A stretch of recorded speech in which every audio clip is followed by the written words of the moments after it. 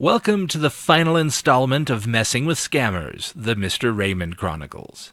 I'm your host, Scott Robison. During the last update, we learned that Mr. Raymond was really getting annoyed. He tried to call me 30 times yesterday, and I wasn't able to take any of those calls because he missed the 1 hour I had available and that I had scheduled with him in advance when I would not be meeting with my attorneys and accountants, trying to deal with my newfound wealth. I told him he should try to call me at noon today, but based on his past patterns of behavior, I knew that he would start calling very early in the morning. Sure enough, he woke me up at 7:20 a.m. I know that's not early for a lot of you, but it's really early for me.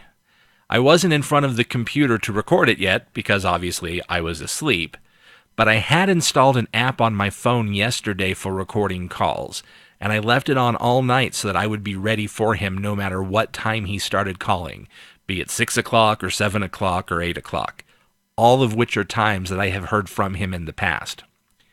What you are about to hear is an edited and time-compressed form of that phone call. Hello? Hello? Hello? Hello, can I help you? Hello? Hello? Yeah, can I hello? help you? Hello? Yes, hello, can I help you? Hello? Hello? Hello, Stanley? Hello, can I help you? Hello?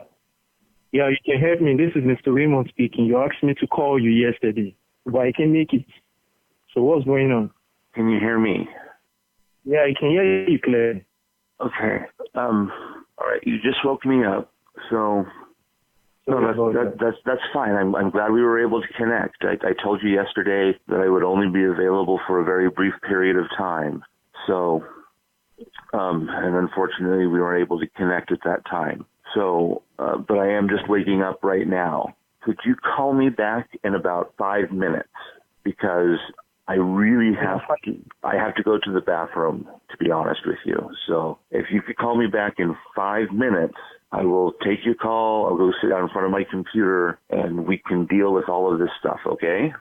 Okay, no problem. I'll call you in the next 5 minutes. Yes, thank you. Goodbye. Okay, bye. So, the first 30 seconds of what you heard there, hello, hello, hello, hello, that actually took over a minute of real time.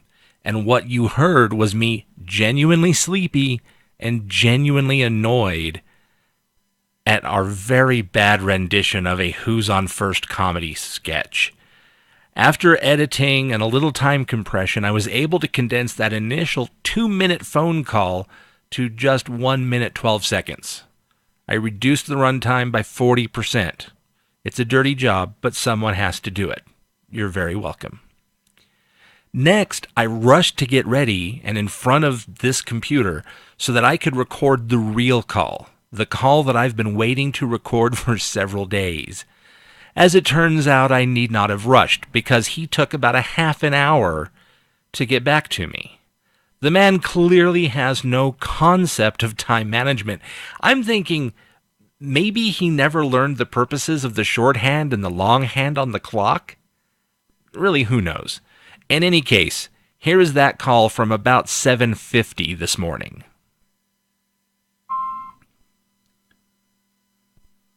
Hello? Hello, can you hear me?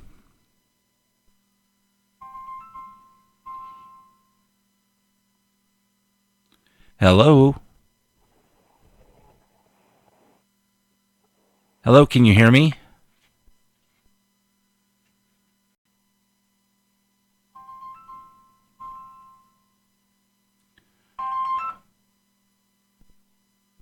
Hello?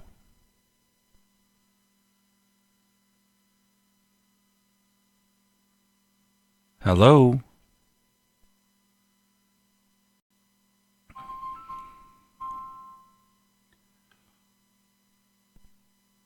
Hello?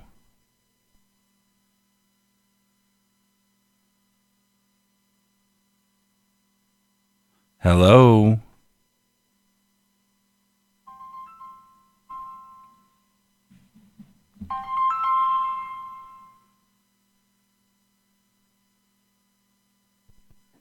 Hello? Hello? Hello, can Yeah, you hear hello, me? Stanley? Yes. Yeah, can you? Yeah, we must have a really bad connection. It seems like I can never hear you, but I can hear you now. Yeah, I can hear you clearly also. Okay, good. So Good, what's good, the good. problem? All right. I'm really sorry about yesterday. I with this money coming in, I felt like I should probably talk to my lawyer, my accountant. I just told them that I had won a lottery and I didn't want to claim the prize until I had everything lined up, because with this much money, you can never tell who might try to, take some of it from you, whatever. So I hope you appreciate that. That's why I was so busy yesterday. Okay, I can hear you. Go ahead. Okay. But I want you to understand, listen, Stanley. Remember, I told you that if you are doing business, you need to keep it confidential. You don't need to expose this to anybody because you don't know who is who. Because you don't know who is going to claim your funds on your behalf. And you don't know who don't want you to claim your funds. That is the main reason why I asked you to keep this transaction confidential. Did You did exposing this transaction to your lawyer, to your relative, did, it did makes you no sense. perhaps you didn't hear what I just told you? I told them that it was just a Okay. lottery ticket. I didn't tell them about you. You were Okay. not involved in this at all. Why are you so angry at me? Okay, no problem. Oh, no, no, I'm not. I'm not, Stanley. I'm not, because you know why I'm telling you this, because I've told you this before based on my past experience, okay? That is the main reason why I'm asking you and why I'm telling you to keep this transaction confidential. You understand? Because based on my past experience, Okay, that is and the main reason why I asked you to keep this transaction right, confidential. and Not and that I'm angry with you, right, and okay? that's exactly why I didn't tell anybody about this, other than my daughter, and we talked about that a long time ago. So, so yeah, Okay. yesterday I was just talking to my accountants and my lawyer, trying to make sure that I was organized and set up and ready for this cash, because I've heard really bad stories about some people who have had a windfall of money, and suddenly they're not able to. I mean, that there are some people who have won lotteries who wind up going bankrupt after that, because they don't know how to deal with money, and they haven't involved the right people.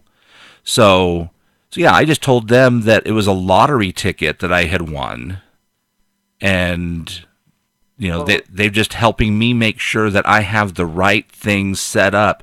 So, oh, excuse me, sorry.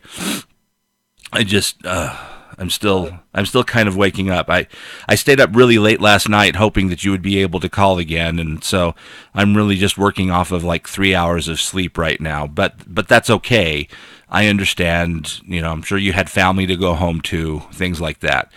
Anyway, yeah, I wasn't trying to dodge your calls yesterday. I just, outside of that 1 hour earlier in the day, and then after 8 o'clock last night, I just was not available. So anyway, but yeah, so I'm not trying to play games. I mean, I know you're not trying to play games. I'm just trying to put this stuff together so that things are lined up. But I did that yesterday.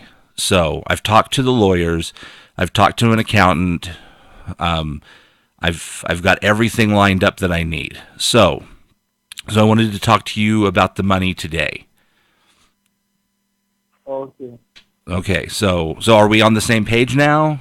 Do you understand what I did and how I haven't done anything that you told me not to do since you told me? Okay.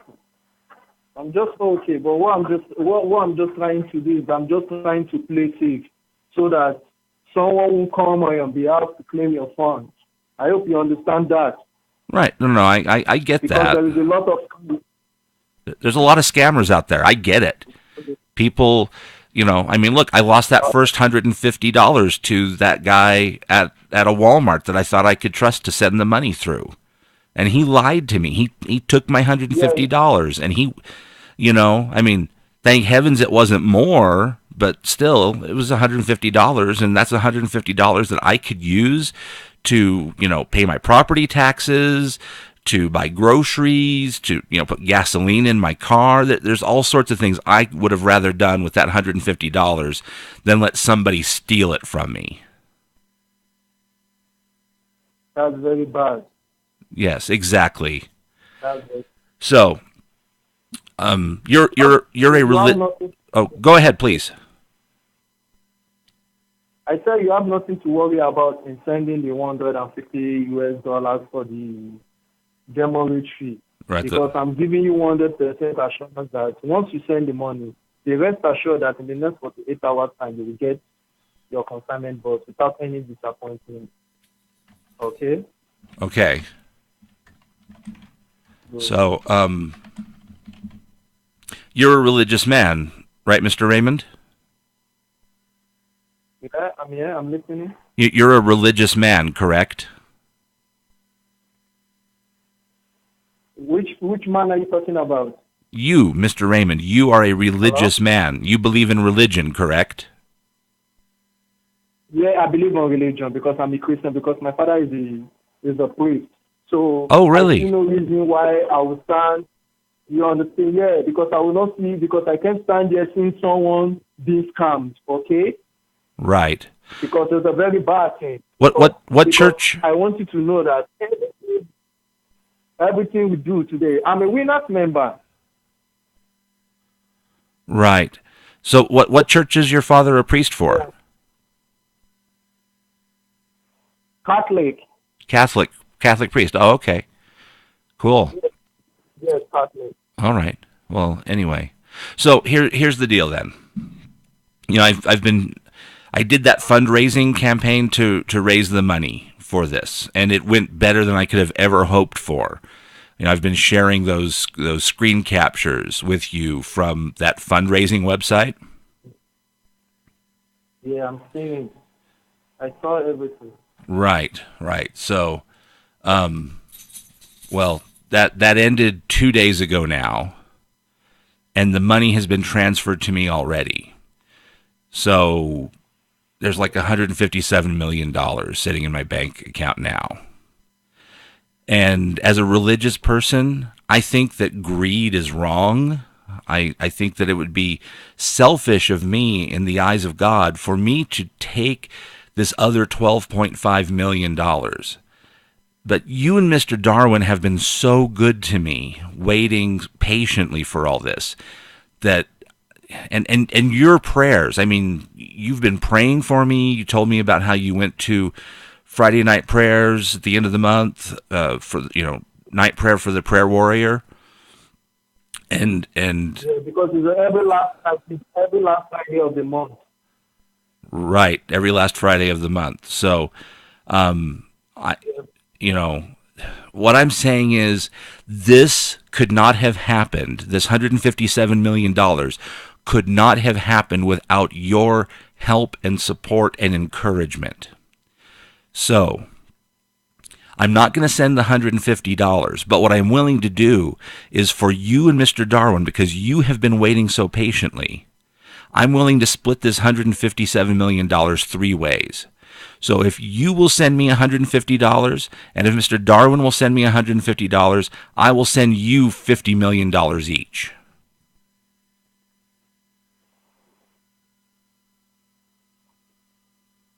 Sorry, I don't get you. Come again.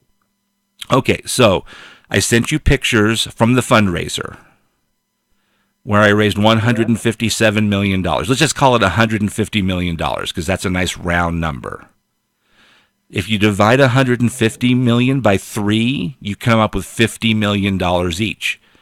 I certainly don't need more than $50 million in my life. And I figure, when I was talking to you and Mr. Darwin about finding other ways to pay for it, both of you were broke. All of your money went on your bills. So I figured you can use some money too. So what I'm willing to do is I'll send you $50 million and I'll send Mr. Darwin $50 million. All you have to do is send me $150 by MoneyGram, and you can have this $50 million yourself, and it'll be an incredible blessing for you and your family. Listen, Stanley, I've told you this earlier that there is no way I can, because I'm not the beneficiary of this said fund, of this 12.5 million United States US dollars. I'm not in charge of it. I'm not the said beneficiary. Okay, so I have no access towards this fund.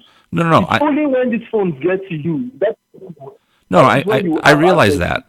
My duty, just listen. My duty is just to make sure you receive your consignment box, and that is all. All you need to do is for you just to pay the $150 US for the demurrage fee, and then your consignment box will get to you. Right. I hope you understand that. Yeah, I understand that. And what I'm telling you is I don't need that $12.5 million now because I raised this $157 million with my crowdfunding campaign. And it would be wrong of me, it would be selfish and greedy for me to take $12.5 million on top of the $157 that I've already been blessed with.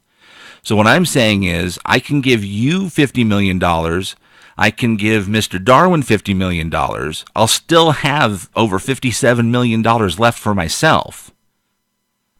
And the only thing that I need is a processing fee because, I had to spend some money with my attorneys and my accountants. And so as soon as you send me $150 and as soon as Mr. Darwin sends me $150, then I can send you your $50 million. Stanley, do you know what you will do for me? I want you to go back to sleep. Go back to bed and sleep. When you wake up, then you call me back, okay? No, That's what I want you to do. I want you to go to bed. No, I don't. I've slept plenty. I'm quite rested now.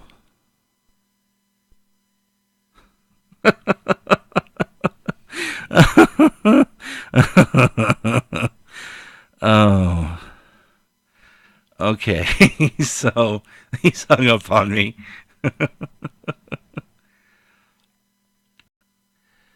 So he calls me at 7:20 a.m. and got disconnected immediately. That's the call that woke me up. He turns around and calls me right back. We play the hello, hello, hello game for over a minute. I send him an email, as you can see above me, letting him know that I'm ready. He finally starts trying to call me back a half an hour later. He places 4 calls over a several-minute period that all fail. Then finally we connect on the last call that you just heard. And that's the last that I've heard from Mr. Raymond. Given his broken English, I feared maybe he just didn't understand the incredible life-changing offer I was proposing. Since the phone wasn't very clear, I decided it might be a good idea to try sending him an email. Maybe text would make the offer sound better. Mr. Raymond, maybe the phone connection was not clear. Here is the deal.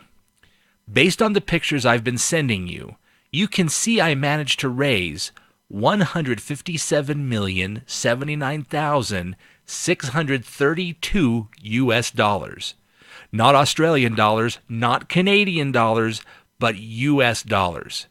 Just as the website promised, the total 157 million US dollars were deposited into my bank account yesterday. I now have more than 10 times the amount in the consignment box.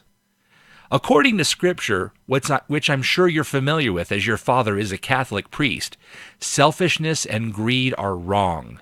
When Moses and the Israelites were in the wilderness for 40 years, God provided manna for them to survive, but they were instructed to only take as much as they needed for that day. If they took more than was needed, it would breed worms and stink. Except for the day before the Sabbath, in which case they were permitted to get twice as much as they needed. Since yesterday was a Thursday, which is not the day before the Sabbath, at least not if you're Christian. I guess it would be the day before the Sabbath if you were Jewish or Muslim, but we know you're not. I should not gather more manna than I need for today.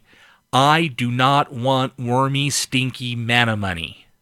So, Now I have more money than I can ever possibly use. I'm 73 years old. It would be evil, wrong, selfish, and greedy of me to claim another 12.5 million US dollars after already being blessed with over 157 million US dollars. Yesterday, I had meetings all day with my attorneys and accountants. I wanted to make sure I was prepared to deal with this 157 million US dollars. As was written by St. Albus in Revelation chapter 22, verse 22, dark times lie ahead of us, and there will be a time when we must choose between what is easy and what is right. It would be easy to be selfish and keep all this 157 million US dollars for myself, and to get the 12.5 million US dollars to add to it. But that is more than I will ever need. Sending $150 is easy. If it is easy, it must not be right. So, if that is easy, what is right? After thinking about things thoroughly, it has occurred to me that you, Mr. Raymond, and Mr. Darwin have been patiently waiting for me for 2 weeks. I know from our delightful emails and phone calls that you do not have a lot of money, that you've had to spend it all on bills. I know what that's like. Because I had faith in you and Mr. Darwin, I have been able to raise this 157 million US dollars, money that I would have never tried to raise without your support and prayers. In fact, that you prayed for me is direct, incontrovertible, not able to be denied or disputed, evidence that prayer works.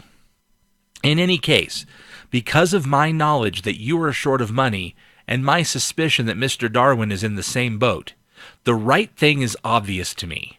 I have 157 million US dollars. I have set aside 52,359,877 US dollars for you, and another 52,359,877 US dollars for Mr. Darwin. I worked it out with my attorneys and accountants yesterday. All they need from you is 150 US dollars sent by MoneyGram to their representatives to wire the money into the bank account of your choosing. Please act fast, though. The amount they need to cover their expenses was a special limited time offer, and the longer they have to wait for their money, the higher the amount will go. How much higher? I don't know. I think if you wait until June, it might be as much as 1,500 US dollars. So please act quickly. I assure you that this is legitimate. Nothing will be delivered to your doorstep, however. I'm sorry. I asked if they could wire it to your doorstep, but they said it doesn't work that way. If you don't want to do that, I can understand. As a backup plan, I authorize you and Mr. Darwin to acquire and split the 12.5 million US dollars in the consignment box. I will be happy to provide notarized power of attorney paperwork should you desire to go this route.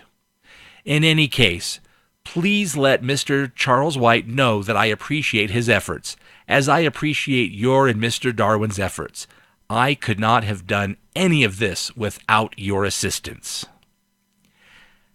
I really enjoyed using US dollars so many times in the email. You would just naturally assume that we were talking about US dollars, since he was supposedly in North Carolina and I was supposedly in Connecticut. But he felt compelled in the telephone call to clarify that it wasn't just $12.5 million, it was 12.5 million US dollars. It's almost like he was in a foreign country, but I know that couldn't possibly be true. Or could it? In any case, I followed that up with a brief reminder email. And it should go without saying, but please keep this confidential. I would hate for someone else to direct your money into their account. After going all day without any response from him at all, I sent him one last email. Mr. Raymond, are you still there? I'm missing our little chats. Please don't feel bad. I'm sure you had lots of other people on the line for $150, and you really didn't waste very much time at all. Maybe a few hours total over 2 weeks. Hopefully we can still be friends. Love, me. And that ends my excellent adventure with Mr. Raymond. I hope you've enjoyed it. Maybe you've learned something along the way, or at least been able to chuckle at something that transpired. If by some really odd stroke of fate Mr. Raymond does get in touch again, I'll be sure to share it, but I think it's pretty clear at this point that he has lost all hope of getting any money from me. Very special thanks to Mr. Raymond, who made all of this possible. In fact, if you go to Google and you search for Raymond Wilson scam, as I conveniently have done here, you get about 382,000 results. The results returned show activity going back to 2008 at least. This leads me to wonder, is this just one man? Or maybe it's not the same man over that entire period of time. Maybe it is a pseudonym of the dread Pirate Roberts, who we know is reinvented regularly as pirates retire and promote their protege.